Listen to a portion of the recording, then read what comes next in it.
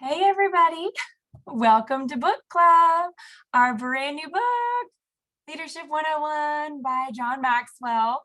I'm Rochelle Osborne. I'm so excited to be with you guys tonight with our other Sapphires, Lauren and Jackie and Elizabeth. And we're all going to be sharing a little something tonight, starting out with Lauren. There's 4 chapters and 4 of us, so it just happened to work out perfectly. So we're excited to get started and cannot wait. So take it away, Lauren. All right. Hi, everybody. I think most of you know me, but just in case, or maybe just for the recording later, my name is Lauren Smithson. I'm a Sapphire Ambassador, and I get the pleasure of talking to you guys today about Chapter 1. So why should we want to develop as a leader?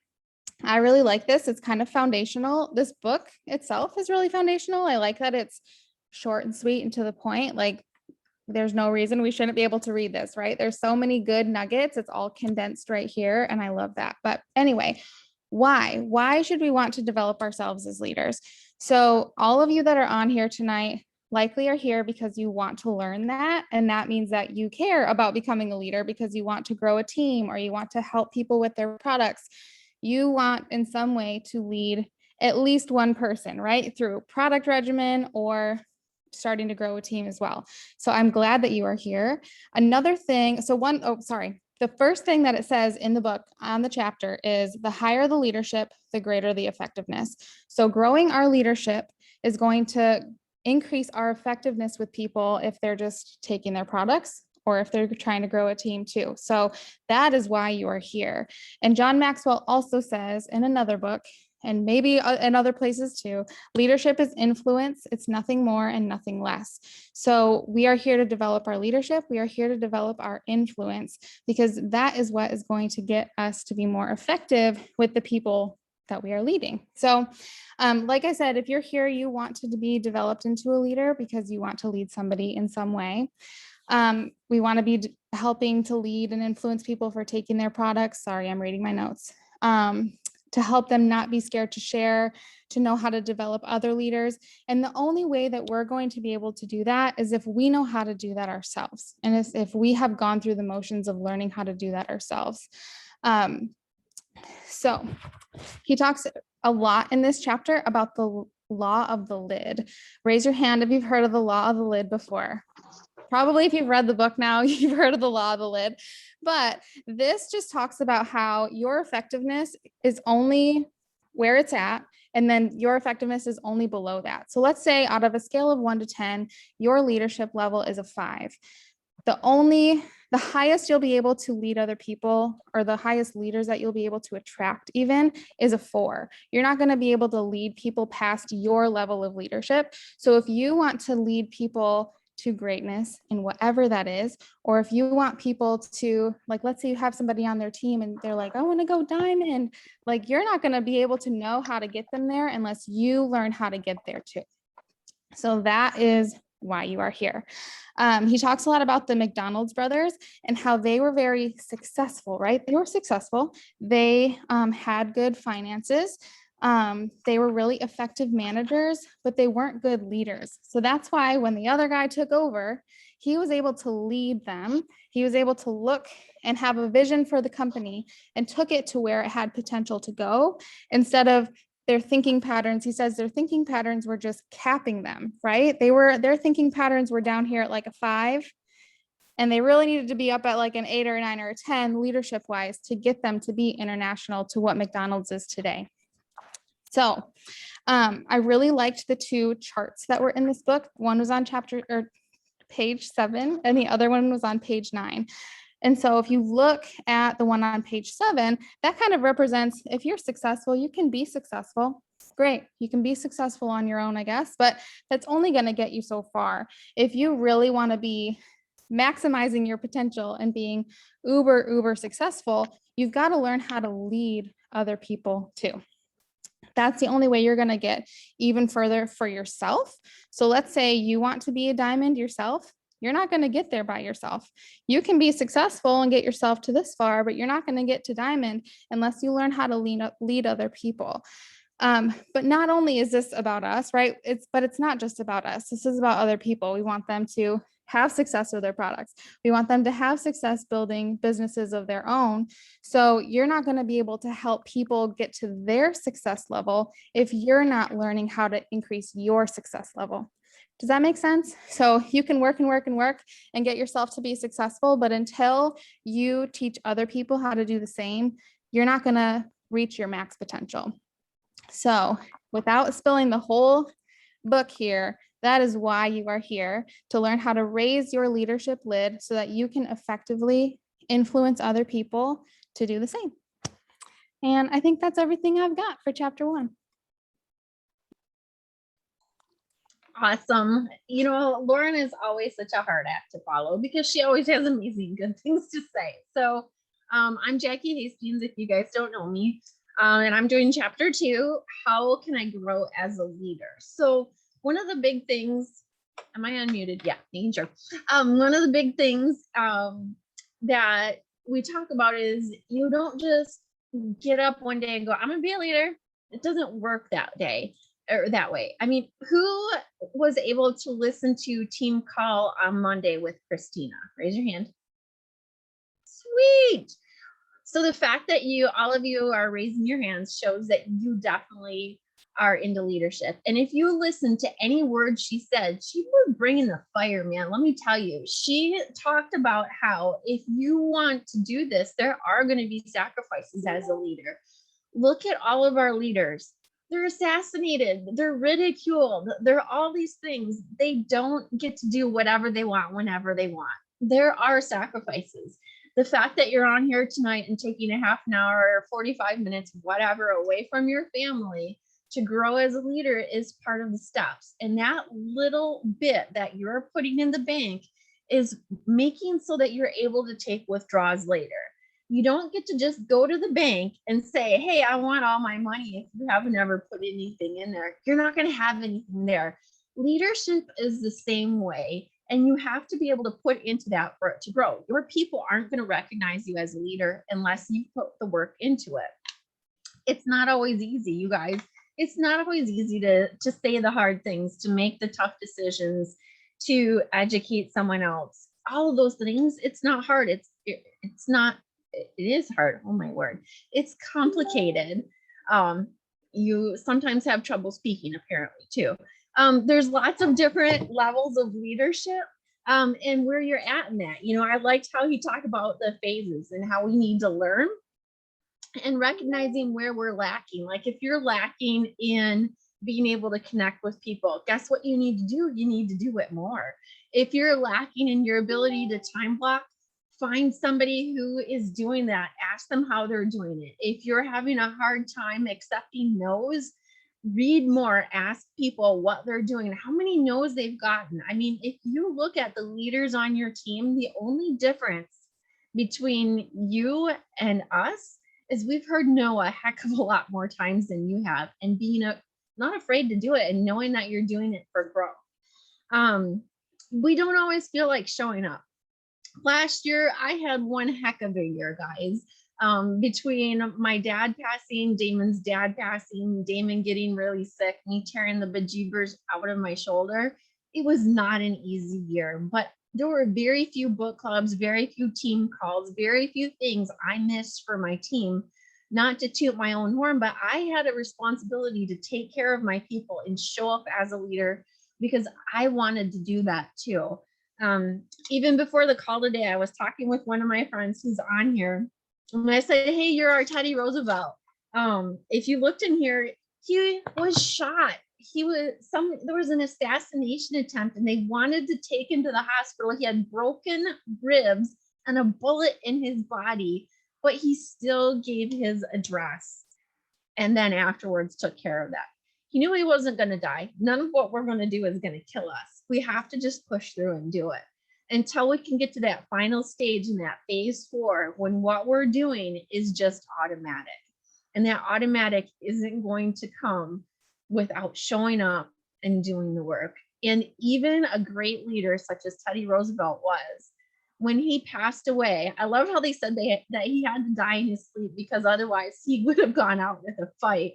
He had a book under his pillow. So my words of encouragement for you today are to show up as a leader. If you're asked to lead a call, if you're asked to do a post, if you're asked to do any of those things, that means somebody is seeing something good in you and wants to develop you as a leader. It's not a selfish thing. We want you guys to excel, right? And to keep growing, ask for help and be open to it. And then continue to do the same with your team, because one of the ways that we grow as leaders is developing other leaders. So with that, I'm going to hop off my chapter.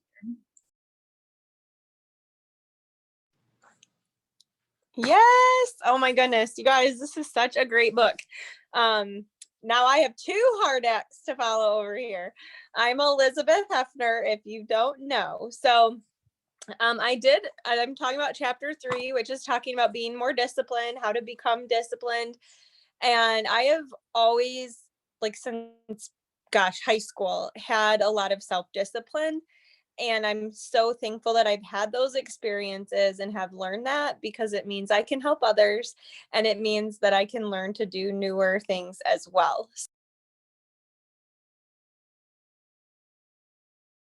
You're muted. Oh my gosh, I'm like over here chatting away. Hi, you guys. Elizabeth Hefner over here. I am going to cover chapter 3, and I was saying I have two great acts to follow now with Lauren and Jackie over there. So chapter 3, how to become disciplined, how to become more disciplined, and okay, just making sure.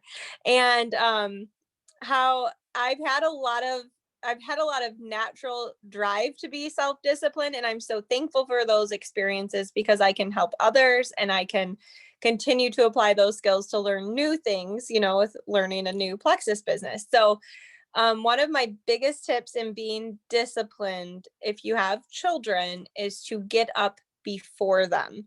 And it's a discipline and it is a sacrifice, but it is so worth it, because it means that you can have a handle on your day. Or if you don't have kids, for instance, but you know that you're the one that gets up and you leave barely enough time to get ready to go where you're going, then you're kind of setting up your day to be in a reactive state. So that's my biggest tip, is to get up a little bit earlier, to have a minute to think, and be planning your day, not letting your day run you. So also what I wanted to talk about is that he's in this book, John Maxwell says that the key to success is discipline, and that if we are not, success doesn't just happen, and it truly is something that you have to be disciplined in working for. He also talks about our gifts, and our gifts are nothing without discipline. And the other thing about our gifts, you guys, is that the more we're using our gifts, it's almost like our gifts are multiplying. It's like the more we're operating in those things that we're good at, the more and more, like, the better we're getting at them, the more fulfilled we are. And then we're like starting and continuing on this momentum. We have this momentum of progress, this momentum of success, of achievement. And so the more we're working in those gifts, they don't run out. It's not like you have this, like, okay, you only have this much of your natural gifts. No, it's an infinite supply of our strengths and working in our gifts. So I thought that was important. I was reading that in another book, so I wanted to talk about that too. And they do not run out. So we want to eliminate that tendency towards excuses. So again, applying the slight edge principles that we just read. So if you're new to this book club, we just did the slight edge. You can check out the recordings, or you can buy the book. It's a quick read as well. It's very good. And then also how Christina mentioned that if you see a pattern of something, and not like, there are reasons, like Jackie said, had reasons to miss things, deaths in her family and sickness, like severe illness. And so when those things happen, those are reasons. But when we're noticing a pattern of excuse after excuse after excuse, we have to own that that's an excuse. And it comes back to being disciplined to plan our day and control our day, not react to our day. I love how he talked the story about taking the family camping and how no one gets to go to the bathroom until everything is set up. I'm like, that is genius. And this is, as we learn to be disciplined, then we can teach that to others in our lives. So we actually went to the beach today, and the rule with the beach is that mama doesn't do anything. I don't carry I don't carry my own chair. I don't carry my umbrella. If they want to go, they have to pack the van. They have to get the towels. They get the bags. They get all of the things in order to have that. Because if I'm sacrificing my time and energy to be stressed watching people swim at a beach, then they are going to work for that as well. And so they are great. My kids are great. And that totally reminded me of that. And then also just carrying that principle over into other areas in our own lives and into whomever we're working with, whether it's our team or our kids. So teaching our team that we can do things and this is how you do them. So let's do it together. My kids didn't just learn how to pack the van for the beach. We did it together when they were little, and then they learned. And then focusing on the results and the rewards at the end, not at how hard something is. So it is not easy to train for a marathon. It's not easy to get through PT school. I know like there's like half PTs and OTs on this call probably. So it is not easy to get through grad school. So if we had focused on, oh my gosh, this day's horrible and I don't even know how I'm going to get through it, but we kept thinking, okay, we're going to be PTs at the end of this. And so we kept going. And the same thing, we're going to be diamonds at the end of this. So we can keep going and focusing on those small wins. I love that we have our 12-week success sprints because we get to have these successes every 3 months. And it's so rewarding, right?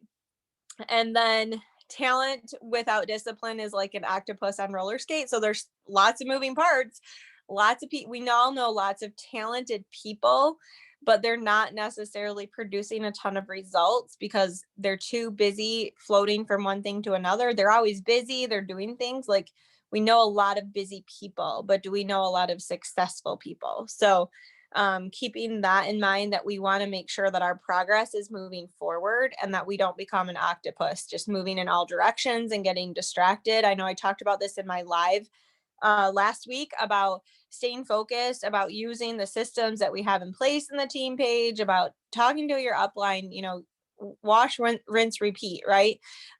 Not chasing every shiny thing out there, but staying disciplined and using our systems and perfecting ourselves within those systems and learning through that and learning new things with the systems in place. And then continuing to move forward.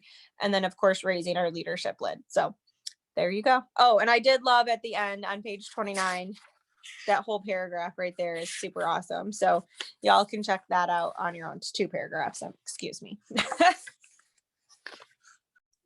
Oh, you guys, that was all so good. Now I have 3 acts to follow over here. But I love how Lauren, I forgot to say this in the beginning, but so I'm glad Lauren mentioned it, that this is such a small, short book, but it's packed with such good information and it's for any of us. So some of the things that I took away from chapter 1, chapter 2, chapter 3, just really quickly is that anyone can raise their lid, right? Anyone, like we just have to be willing to do it. It's not a matter of if we can, it's a matter of if we're willing. Chapter 2, leadership develops daily, not in a day. We do the little things like Elizabeth mentioned, the slide edge. I immediately thought of that book as well. I'm like, it's the slide edge. This is what John Maxwell and Jeff Olson must have been getting together with their books or something here, because so much of this sounded the same, right? And then the discipline chapter, the first person we have to lead is ourselves. So we have to have that self-discipline, that determination, that grit, getting up to work out even when we don't feel like it, and just doing the things, right? So I think I already said this, Rochelle Osborne, also a Sapphire ambassador. And I get to do chapter 4, which just happened to be the longest chapter, which I didn't pay attention to that part, but I'm going to try to talk quick since it's already 9:20 because I want to hear what you guys have to say. So chapter 4 is on how should I prioritize my life? So it's talking about prioritization. You guys, time is your scarcest resource. So we have to have priorities. This is something that I've really been working on in a lot of areas of my life with my family, with our household, my business, and time blocking is just like a really good thing that we should do. A lot of times you might hear people say things like, I don't have time, right? I will admit that was me, you guys. I said that because at the time that I started my business, I had just had baby number 6. He was a newborn. And I was like, I don't know about all this, right? But I was so excited about what the products were doing. And so anyways, when you hear people that say, I don't have time, yes, we do have time. Everybody has the same amount of time. So if I can do this with 8 kids and number 9 on the way, then anybody can do this, quite frankly. I mean, for real. Sometimes my house is a wreck. Sometimes I lose my mind and want to pull my hair out. It's okay. Anybody can do it. It's just a matter of if you're willing. So it's not a time problem. It is a priorities problem. That's another thing that John Maxwell says somewhere in one of his books. Don't know. I didn't read it in this chapter, but anyways, okay. So you have to be disciplined. So that goes with chapter 3, right? We have to be disciplined so that we can prioritize. And that, along with the ability to work towards your stated goal, are essential to being successful in leadership. This is like the key of this whole chapter. So he talked about the Pareto principle. And so that's the 20-80. And I wanted to read it right out of the book because I can't remember all this. So he says, 20% of your priorities will give you 80% of your production if you spend your time, energy, money, and personnel on the top 20% of your priorities. So first you have to determine, so who are my top 20? So 20% will be responsible for 80% of your success, right? So who are my top 20?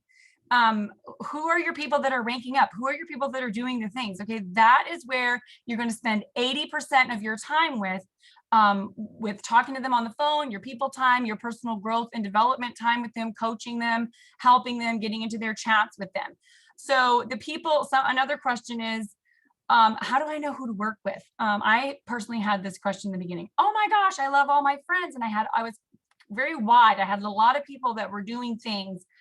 And I had all these kids and I'm like, how do I do this? And so my upline, Fallon, who is our diamond upline above us, she's my cousin. She was like, well, you're going to just work with your top people that are actually doing the things, And so your people that are on these calls, that are on book clubs, that are on team calls, that are in the IPA chats, those are the top 3 things that I look at. If you got people that are doing those things, then you get on the phone with those people and you talk to them and you help them and you make them a priority. They are your priority. The other people are still your friends. You still love them. You still want to help them. You still want to help them to see success with taking their products and answer their questions, but they are not the most important and urgent things. So he goes along to talk about that on page, hang on a second. I guess it doesn't matter really, but whatever. It's page 34. So he talks about your high importance, your high urgency, your high importance, low urgency, your low importance, high urgency, and your low importance, low urgency. So I did a video on this a really long time ago. I think I was a gold or senior gold or something. And so some of the things that you do with the high importance and the high urgency these are the things you're going to do first. So you're going to do your IPA first. People that are wanting to join, you are going to drop what you're doing. You're going to put the movie on for the kids so that they can be quiet, and you're going to get those people signed up. You're not going to wait. You're not going to tell them, okay, I can talk to you in 3 days. No, you're going to do it right away. That is a high urgency, high importance. You're going to get them signed up.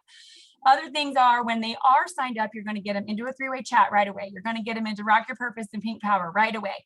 You're going to do those new ambassador things so that they know how to take their products right away. Those are high urgency, high importance. You do not want to wait on that. You don't wait a week to put them into a 3-way chat. They need that third-party validation. You don't wait a week to after they've gotten their products and then you're telling them, oh yeah, this is what you should do. You do all of that right away. Get it all done. That's high urgency, high importance. Okay. High importance, low urgency would be something that you can plan and schedule. So like your personal growth. Your personal growth is really important.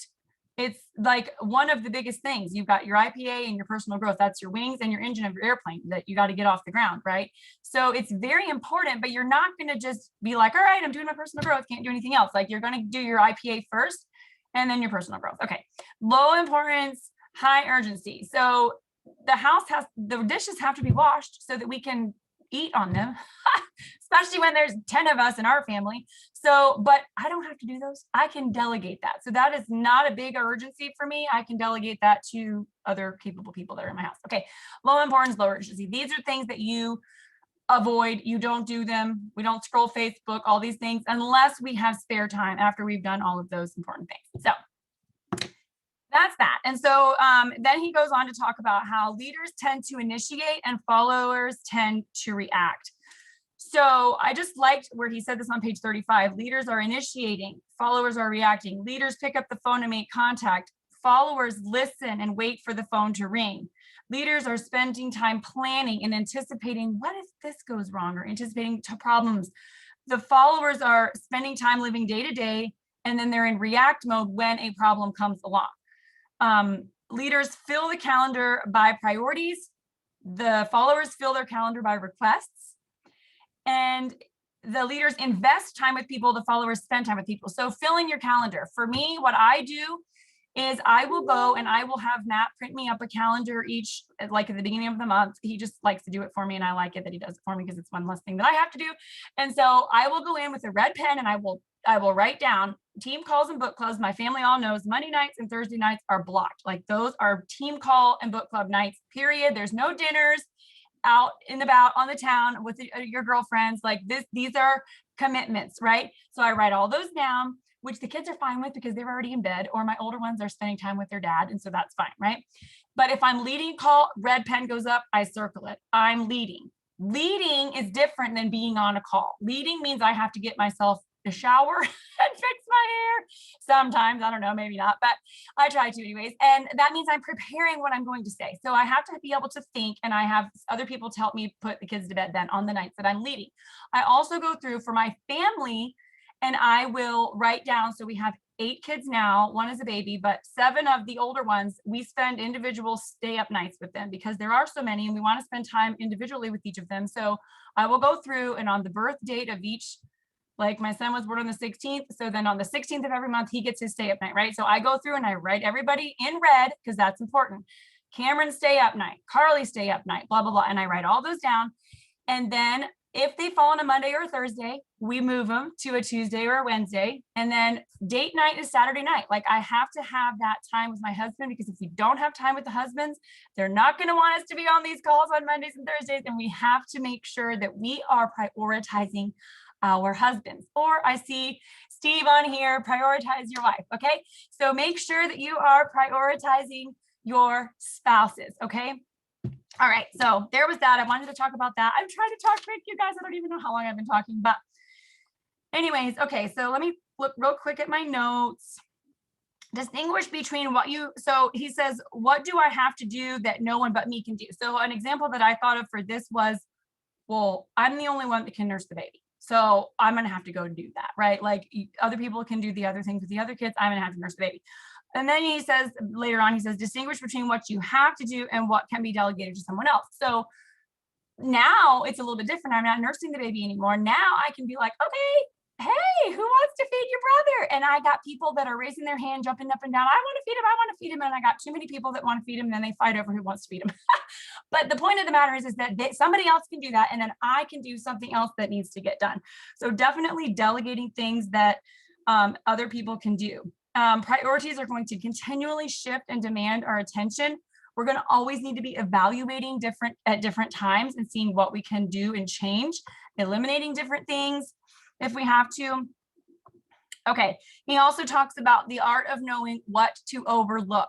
Okay, the petty and the mundane steal so much of our time.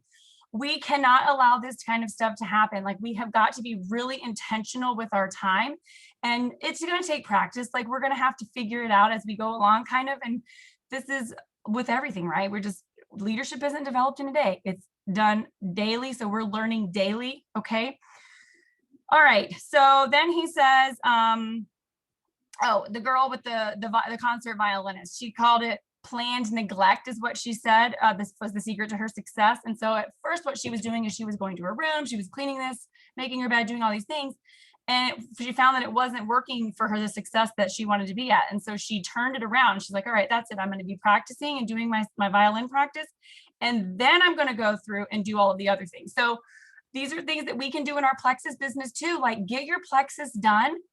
And then you can clean your house. I mean, Fallon told me back when I first started years ago, she's like, you can clean your house in 2 years, Rochelle. Like, forget the baseboards right now. Like, get your work done, pour into your team, really dive in and do this, because you will see so much success if you're not all over the place. There is no such thing as multitasking being a good thing. It's milkshake multitasking, and then you feel like you're all over the place and you don't know which way is up and down, and it's just not a good thing. So I'm not saying that we shouldn't clean our house, but I am saying that we have to time block to make sure that we are getting our IPA in. We cannot sit down at the end of the day and go, oh, I'm so busy cleaning my house all day and taking care of these kids. I just didn't even take any time to do my business. And now I'm tired and I fell asleep on the couch and I'm done. Right? Like, you have to make it a priority, and you have to focus on what you want, what your goals are, right? Okay. So too many prioritize paralyze us. If everything is an emergency, then nothing is an emergency. Matt said that a long time ago, just with being in the Army, and we just have to make sure that we don't have so many things that we're doing. It's kind of like what I just said with the multitasking milkshake. Okay. Anyway, so that is, I think, all I can talk about right now. He talked about Parkinson's law, which I just wanted to touch on really quick. And he was saying how if you have one day to write one letter, you'll get it done in one day, right?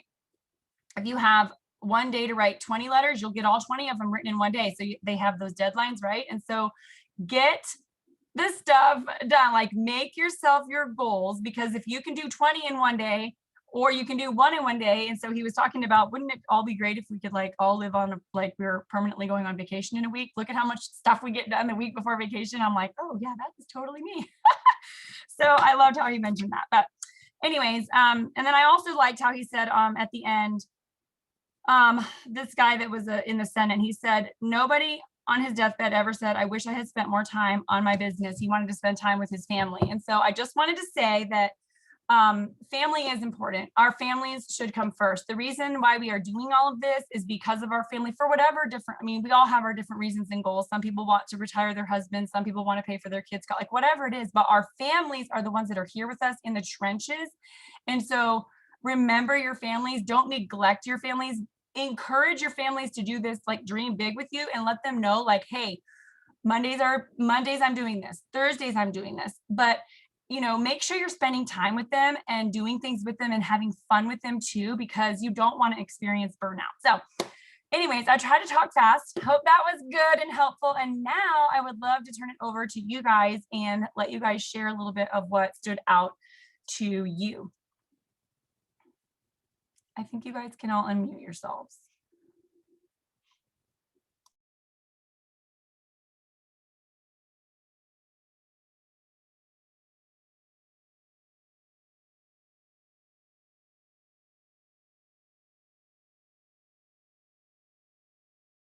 Yes, the reason we do 9 p.m., except our poor West Coasters.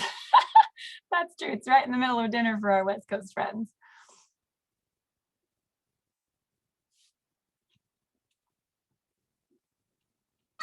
Hello, it's Whitney.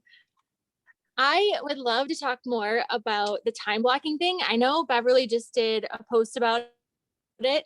And obviously Christina talked a lot about it on Monday. And I am totally in that same boat right now, that I see how that's really valuable.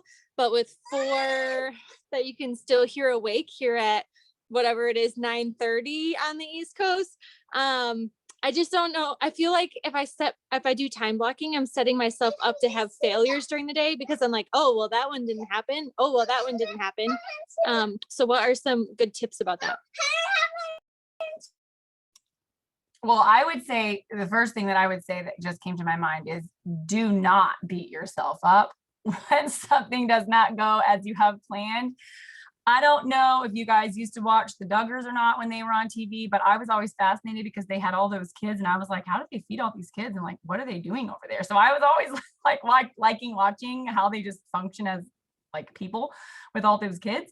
And anyways, she would have like this big, huge like wall of like post-it notes and like all the kids' names. Like they had 20 something kids, and all their names are written. And then they'd have like all this stuff when they were homeschooling, when they were doing this, when they were going to karate, like all these things. And I like would sit there and I looked at that wall and I'm going, I mean, how do you even have time to write all that stuff down? I don't even know. But she said something, this was years ago, and she said, like, we don't beat ourselves up if we don't get something done that's on the list. We just keep going. And so, but it's all written down. So that way, if it's 1 o'clock and then somebody has a major blowout and milk spills all over, or whatever happens, then they can look at the time and say, okay, it's now 3 o'clock. We're going to get back on schedule and we're going to do 3 o'clock down. Okay. And then tomorrow, we're going to try better, right? We're going to know better. We're going to do better, but you can't always, like, it's just not always possible to do every single little thing. And this was something that I struggled with even before Plexus and before time blocking and all these things that I've learned about now that I didn't know about back then. And you can't beat yourself up of, well, I made dinner, and you need to focus on the positive things. I made dinner, I worked out, the kids are alive. Like, we are not going to sit here and beat ourselves up for not getting something done. Now, I would say, like, definitely write down your goals, the things that you want to do with your kids, with yourself, with your business, whatever. And only you can know what's going to be best for that part of it with the time blocking, right? Like, my day is going to look different from other people's days, people that work outside of the home and people that are home or homeschooling or whatever. But do not beat yourself up is the first thing I was going to say. Does anybody else have anything that they wanted to add? I do. Oh, sorry. Sorry. Well, I was going to say, and a couple of things when your kids are real little, like yours are, Whitney, is that you have to have really big blocks and lots of transition time. And also, like, what I have found helpful, because the same thing. Oh my gosh, now we're off track. Somebody put in here about that app. I'm going to check out this app to help get things kind of back on. Like, one kid decides they're not going to be cooperative. So now half an hour later, so one, leaving a lot of transition time, but also having more of like a flow of your day so that you're following this flow of your day, not being stuck on time.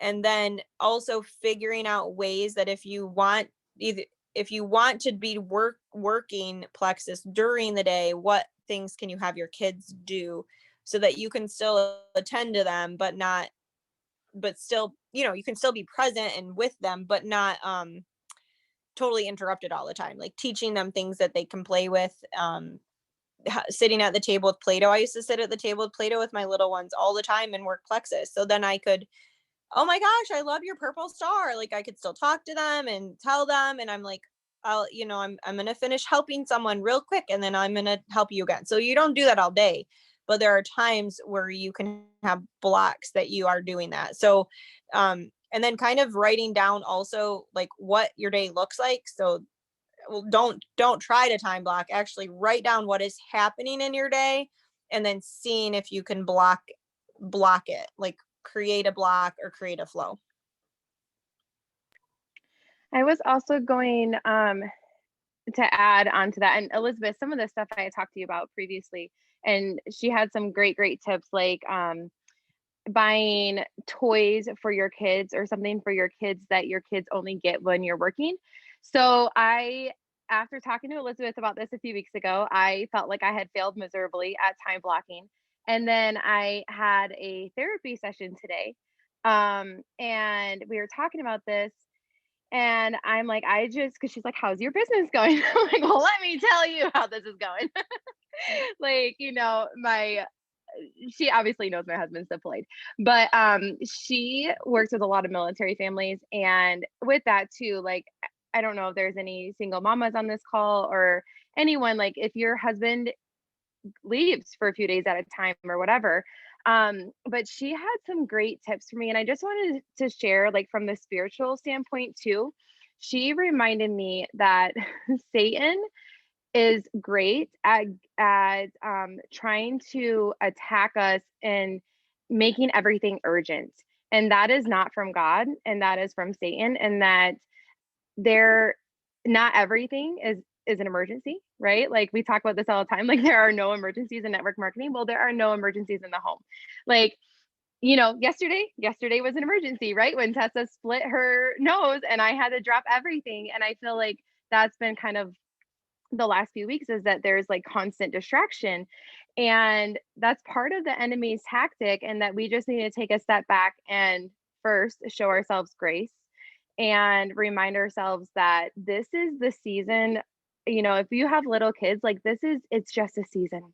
It is just a season, and you can not, I guess, like, for me, it's not trying to be so strict with my time blocking, like Elizabeth said, like giving myself bigger time blocks is something that I'm going to work on. Because things come up, right? Like when you have dogs and kids and everything else, and you don't have an extra set of helping hands, give yourself grace, give yourself bigger time blocks. And just like if it's chores or whatever, say, okay, generally speaking, I want to get this stuff done in the morning. And then around this time, not at this time, because again, you don't want to like feel like you're losing before you even get started. I'm going to try to sit down with the kids at the table and I'm going to buy them like the magnet tiles, for example. Okay. Like, I'm like, I didn't have a childhood. What toys do kids like? So I was also talking to her about that, but just showing yourself grace and giving yourself bigger time blocks and going from there. Yeah, absolutely. And it's very different when you have little kids, like you just mentioned, Taylor, because I remember when Matt was deployed and Cameron and Carly were small, and I had friends that had older kids. And I'm like, I need a Caitlin. I need a Becca, because I didn't have these older kids. I have them now, but I had to wait a long time to get them, right? And so it was very different for me back then than what it is now. And that's what I say, your seasons do change. And so you just kind of have to be flexible and kind of go with the flow a little bit. Trying to be in control of everything. We're not meant to be in control. I was just reading this in my devotions yesterday, and then it continued into today. Like, we need Jesus. It's like that song, I need you every hour. Like, we need him every stinking second over here. I mean, like, you need him all the time. We're not meant to do everything on our own. So like when Matt was deployed and Cameron and Carly were little, I had to go to the grocery store myself. I had to cut the grass by myself. I had to pay the bills. I had to do all the things by myself. I had to put the kids to bed, give them a bath. There was no help of, oh, let's help give the kids a bath. Like, I had to do everything. And so I remember those days, you guys, and it's definitely different now. But I tell you, like, who cares if you go to the grocery store and you put your frozen stuff in the freezer? And yeah, you might put the mail in the freezer too, because you just lose your mind sometimes, and that's okay, right? But then the rest of the groceries are sitting in the grocery bags, and they're just sitting there, and they're going to sit there. Even if they have to sit there for a day, I don't care. Like, that is low urgency, right? Like, making sure that the kids are fed is important. Like, looking at that, you guys can watch my old video. I don't know. Who knows? I haven't seen it in years, so it's probably embarrassing now to watch it. But that was when I first started making videos, or maybe I'll make a new one, but definitely following that little quadrant of what's important and what's not important is super helpful too. But definitely give yourself grace. Like, just don't, can't beat yourself up.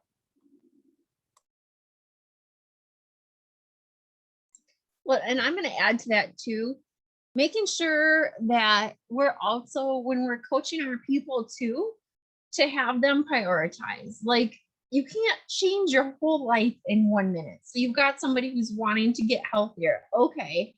One of the things that Alice, who's on our team to help get them started, is as soon as she signs someone up, she has them start getting their water in. So starting to get people to prioritize their health from the very beginning of, okay, well, we're going to be asking you to move your body, to eat good, to take your supplements, to drink more water. But while you're waiting for your supplements to come in, let's start making one simple change. Let's start drinking your water. Okay, that's one priority. You can start working on that. Okay, well, people say, well, I can't remember to take my supplements. Okay, well, what can we do to help that? You brush your teeth every day, right? Oh, yeah. Put your stuff by your toothbrush, so if we can start helping people, Jen. So if we can start giving people little cues, it's the same thing with a lot of what we're doing. And I don't know about you, but I'm not always super efficient. That was one of the things they talked about in there, is when you have a ton of time, the violin girl or whatever, when we have a ton of time, we don't get as many things done. But when we're in a crunch, man, Taylor, yesterday, when you had to run, your babe to the doctor, you surely was able to get clothes on kids, dogs put together, everything, and get your hiney out the door because you had to. But so often we don't see that sense of priority. Whitney, with your kids, when you've got all day, we're not always the most efficient because we know we've got all day. And then you're like, oh, I didn't get that done. But if you go, these are my top 3 priorities, I have to get these done. Same thing for us, for our business as for our people. You've got to do your IPA. You have to follow up with your people.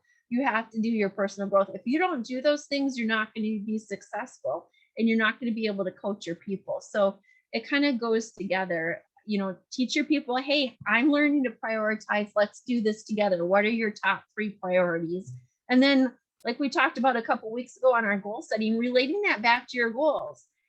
If you don't feel your health is a big enough priority, you're not going to do these things. If you don't feel your business and what you want to get out of it is a big enough priority, you're not going to do these things. So when you're not doing these things and shifting things around, they're not a priority. Whether, you know, and that's the Christina coming out of me. I mean, it doesn't come out very often, but if you're not doing these things, deep down, there's someplace that you really don't want to.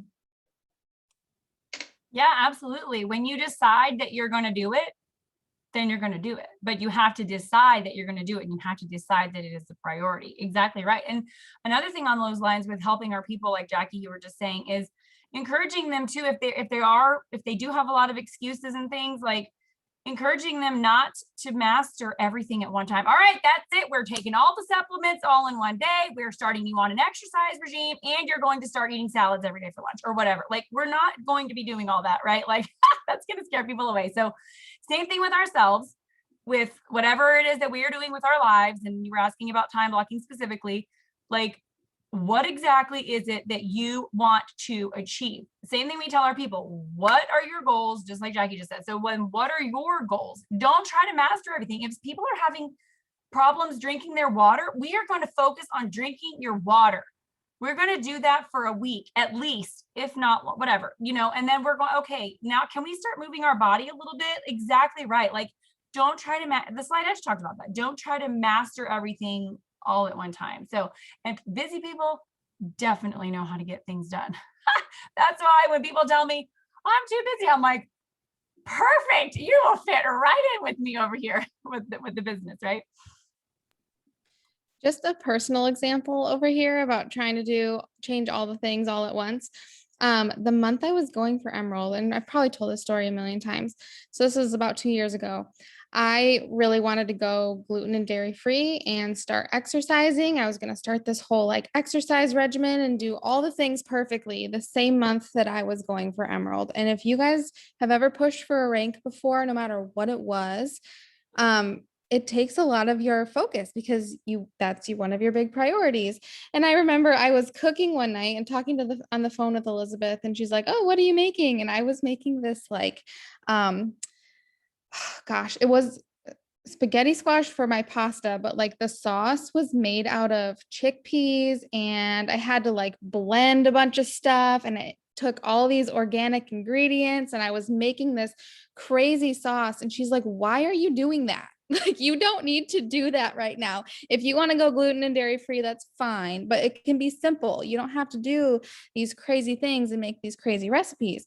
So even if you do have a long list of things you want to achieve, keep it simple, but maybe don't choose all the things at once either. And that'll help you to prioritize. So I was like, okay, I do want to change my diet, but does that have to happen to this extent right now when this goal is this close to me reaching it? No, I can get a rotisserie chicken and some spinach instead, you know? So just keep it simple. Don't make yourself a like stress list. This is something she told me a long time ago too. I love to-do lists. I love lists in general. And if you're one of my leaders, I'm always like, hey, send me a list so that I just know where I need to be, right? And so I love a list. I have tons of lists on my phone, but instead of it being a to-do list that was inspiring me and getting me excited and was achievable, it was a stress list, kind of like Taylor was mentioning in the comments and her when she was talking earlier. I made a stress list for myself. So it was like, oh my gosh, all these things that I'm not achieving, instead of like, what are the things that I know that I can achieve, and keeping those on my list. So just don't overthink it. Don't overdo it. Keep it simple. And if that means you have to make longer time blocks, you make longer time blocks. If that means you're getting rotisserie chicken and spinach instead of making a chickpea sauce, that's okay. That's all I got to say. I love it. And definitely focus on all the good that you have done for your people, for yourself, whatever, fill in the blank. Focus on the good. That goes back to mindset. Like, I know this is a leadership book, but it all comes back to mindset too. Like, if we focus on what we didn't do, he talked about this in somewhere, I forget. Like, we can't focus on what we didn't get done. Focus on the good things. That was a really good discussion on time blocking. I feel like I need to make my video over again for sure.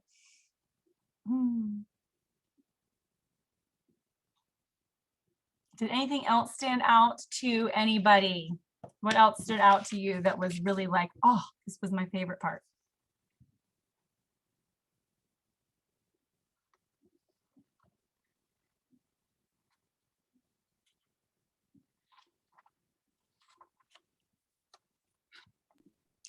I think you said this already, Rochelle, but just as a word of encouragement, as we reach almost 10 o'clock here, your leadership lid can be raised. So if you're sitting here thinking like, oh my gosh, like I just want to reach this goal, or I want to be able to do this or help these leaders get to this place, you can. It just takes your willingness to learn how. So again, if you're here, good job, because that means you care about it.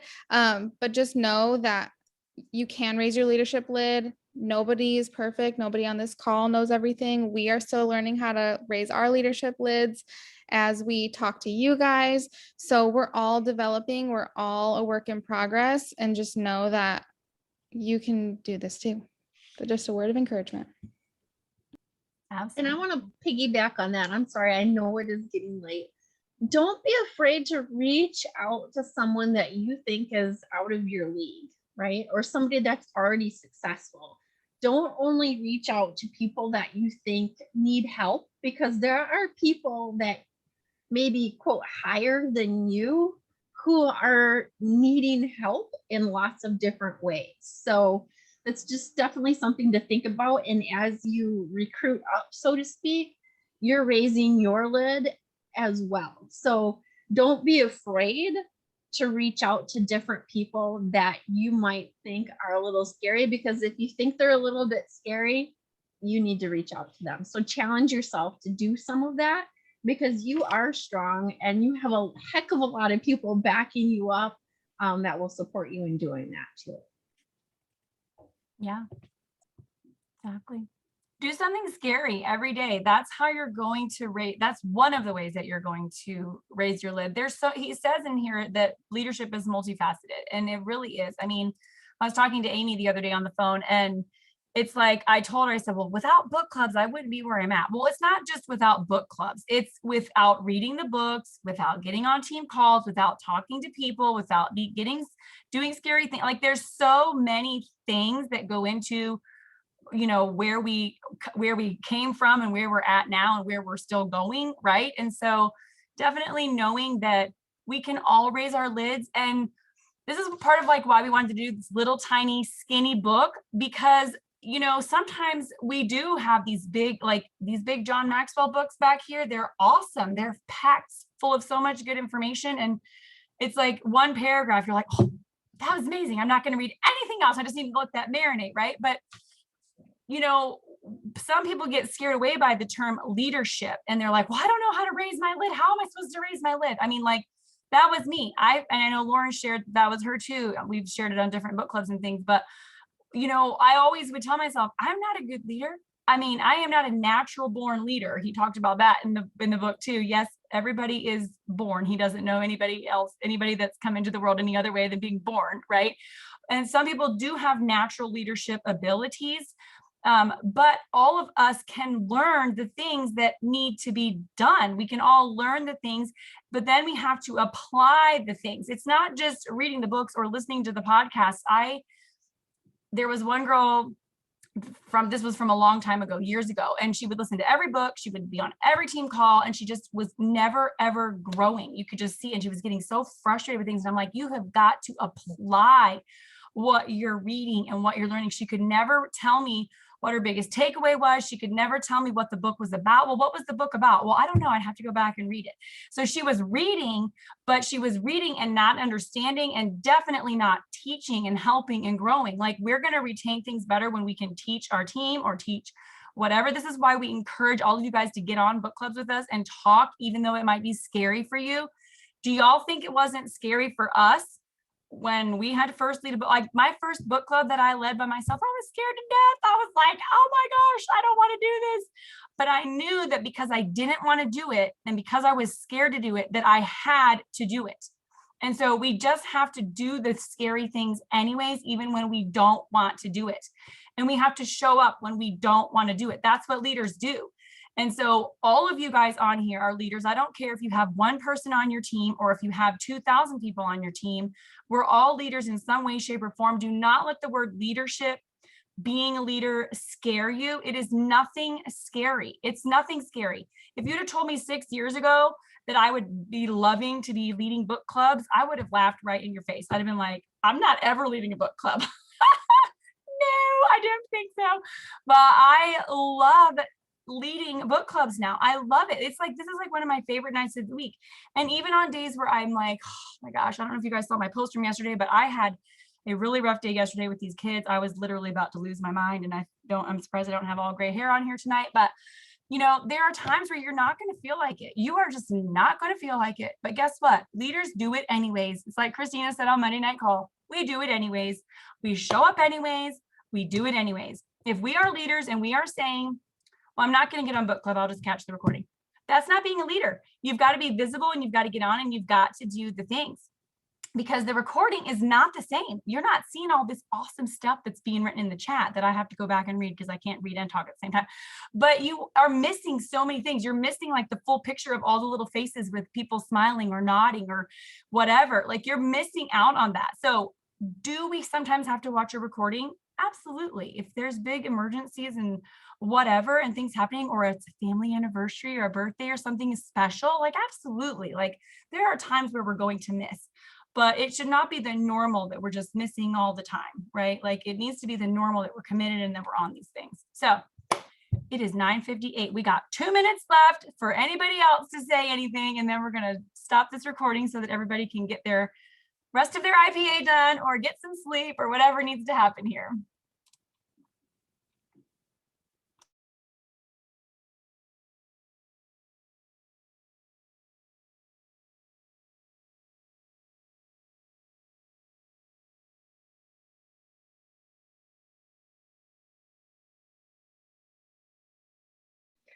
All right, I gotta say something. I thought it was really helpful, and sorry if I missed this and someone already said it, but making a list of your level ones that you may think, and eventually they will want the business, or you see potential in them. And we kind of talked about this on our Ruby call a little bit earlier, but making a list of who's your person that you can't live without, who's the person that you want to do this with, that you're really good friends with, or you see really good potential in them and you just can't do this without them, that you need to spend most of your time with those people, and not necessarily others that may be taking up a lot of your time, or maybe honestly don't deserve some of your time that you're spending with them. And so trying to differentiate and make that list and really kind of sit and think about them as a person, personality. How can you help them if they want this? But if you can't do this without them, then put a check mark by their name and make sure you're sticking with them. Oops. Yes, that was such a good point. Absolutely. Definitely. You got to be careful, because everybody, if you let them, they'll all want your time, and you'll feel pulled in a million different directions. And then you'll be like, I don't know what I'm doing. And I've all of a sudden 3 hours has gone out of my day, and all these things. So being really intentional with your time and with your people that you're working with. Like I said before, if people are not on these book clubs and not on team calls, but they're telling you that they want to do the business, if they haven't said they want to do the business and then they're not on the calls, that's one thing. But if they're telling you, I want to do this business, I want to rock this, I want to be a diamond, and they're not on these calls, then you do have to kind of look and see, okay, let's take a step back, make sure they're getting on the calls. And then once they're doing those things, you know, or if you give them a video to watch and then say, give me your biggest takeaway, and they don't do that, like you have to see, are they like doing things with you? Are they being coachable? Coachable is a big thing. Then you're going to work with them. You know, you're going to give them that time. Your time is precious, and everybody's time is precious. And so they, you know, they're not going to get that time unless they're doing the things, because this is a business, you know? So that was definitely something I struggled with a lot in the beginning. But that's what we have to do, because we do have families, we have husbands, we have kids, we have jobs, and we have to be careful with our time as well. Thanks for bringing that up, Heather. I love your background too. It looks so nice and cozy out there. Starting to get buggy. Yeah, it's time to go in. Oh. Well, that was awesome. Thank you guys. Thank you, Lauren and Jackie and Elizabeth, for sharing with us tonight, with me tonight. And I'm excited about the next couple of weeks.